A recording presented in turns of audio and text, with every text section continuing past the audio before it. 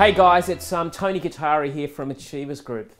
Hey guys, I just really wanted to share with you a very powerful insight that I recently probably came to the conclusion of that I had to actually understand a bit better.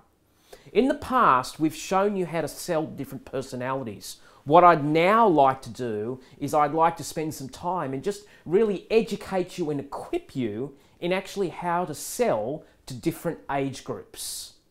Because I think many of us really struggle because we can sell to people in the same age group as us, but we struggle sometimes in understanding what are the differences in selling to the different age groups.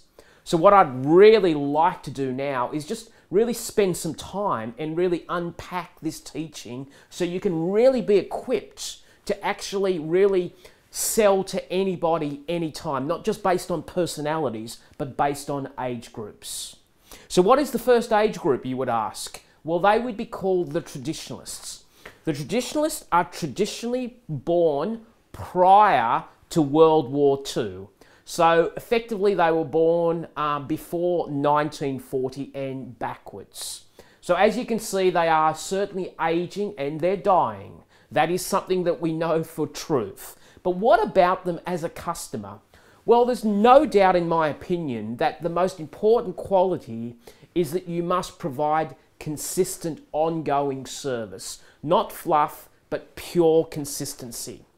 It's really important to thank them and to personalize the relationship. They are not technology savvy. It is very much old school. It is very much respect. So much respect that they may not even enjoy you calling them by their first name, where they would insist that you call them by your surname, by their surname, which is the polite thing to do. It is incredibly important to be patient. They do not like to be rushed. In general, as they are moving towards the end of their physical life, they actually need to seek security, and that security is sometimes embedded in patience or sometimes procrastination, where they want to take things slowly, they don't want to rush, they don't want to make a mistake. It is incredibly important to be personable. It is incredibly important to show a genuine, deep human interest in their life, in their story, and their history. And they are also incredibly conservative with money because they went through the Depression. They understood that you actually have to count your pennies. They understood that to be wise is that you actually have to be frugal and be a very good steward with your money. Now, the next population base is unquestionably still the largest. Okay, certainly the Gen Ys are as large now, but from a spending potential, baby boomers are dominant. And the reason that they're actually dominant is that they're at their peak of their income earning potential. They tend to own houses, they tend to have very low mortgages now, they tend to have a lot of cash reserves. So they have built up a substantial amount of wealth. In many organisations, the CEO or the senior management are of this generation.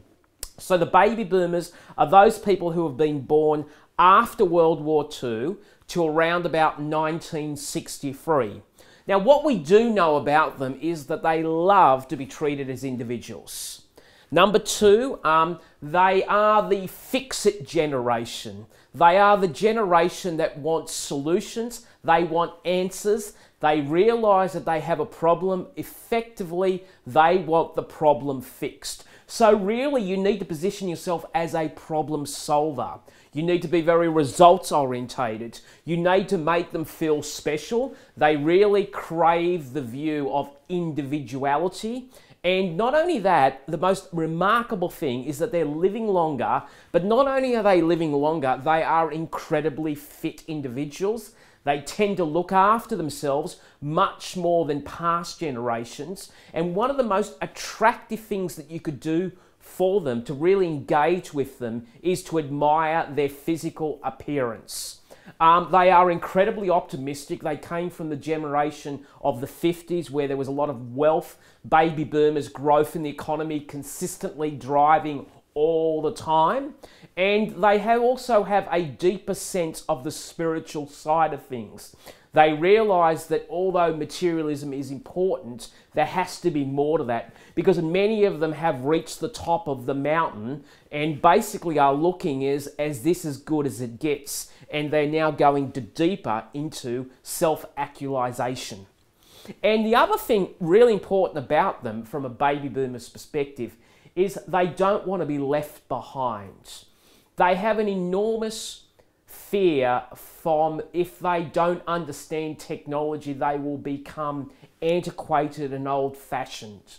So effectively, they want up-to-date products. They may not know how to use the up-to-date products. That's what their sons and daughters are for. But it's really, really important that you keep them modern and you keep them cutting edge with the latest technology. The next generation that I wanted to talk to you about was the Gen X.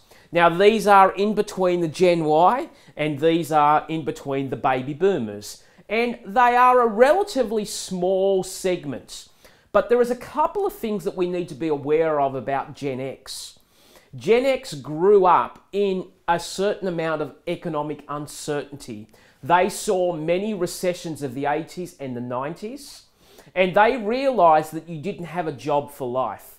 But not only that, we actually saw the breakdown of the nuclear family, the breakdown of effectively a mother and father and the mum staying home and the dad going to work. This generation was exposed to the fact that both parents could be working, but not only that, marriages do break down and they could have been raised by single parents. And because of this, they are sometimes called the lonely generation. Now, I would strongly suggest that if you are selling to them, you show an interest in their family and their friends. See how I said friends? Because their friends by default in many ways have become their family, because their family has been somewhat dysfunctional and have in many ways abandoned them in order to create economic wealth for them. So effectively, we need to understand that their friends have by default taken on that side of their life. Show respect in an informal manner. The word there is informal. It's not suit and tie stuff. It's cardigans, it's, jackets, it's cool, it's, yes, it's the jeans with the jacket, looking stylish without being formal. It's important, really important to treat them as equals. Now, what I mean by treat them as equals, baby boomers have a temptation sometimes in sales, if they're in sales, to still view the world from a male-centric perspective. This is a totally incorrect strategy for the Gen X. It is really important to show equal, the word there is equal, respect and dignity to both the male and the female. The other things that are really important to be is they tend to be incredibly research-orientated people, and really allow them to ask questions. Don't sell. Become almost a buying advisor. They tend to trust people who have a lot of knowledge. They tend to be a little bit sarcastic. So therefore, equipping yourself with lots of knowledge so they can ask questions is certainly the best approach. Really important to use modern technology to demonstrate your product, and of course, keep written information and forms to a minimum. What I mean by that, if you have information, please show it on an iPad. Please show it on a mobile device, because although they actually realize the need for paperwork, they don't want it to be in a physical paper form. They would much prefer it to be in an electronic form. Now, the last generation I wanted to talk to you about is Generation Y, which is certainly as large in terms of numbers as the baby boomers. Interesting, these are the children of the baby boomers, and by default, they are optimistic. They also like to spend money. They don't have the strong desire to do what their parents did, which is work really hard. So they want to enjoy the moment They realise that life is meant to be enjoyed, and really they can spend an absolute fortune. They have an enormously strong social awareness. That social awareness is a sense that in many ways the planet needs our help. We can't continue to abuse things, and they have a very strong sense of charity and giving back to the community. They are incredibly technical savvy. They have been birthed in a technology age. The internet is something that they have grown up with. Instant messaging is something they've grown up with. They are very comfortable in all areas of technology. I would strongly suggest that you be flexible and in your selling approach create alternatives. Don't give them directives. Explore through the principle of collaboration. And finally, just on Gen Ys, be very, very careful. These people are incredibly street smarts.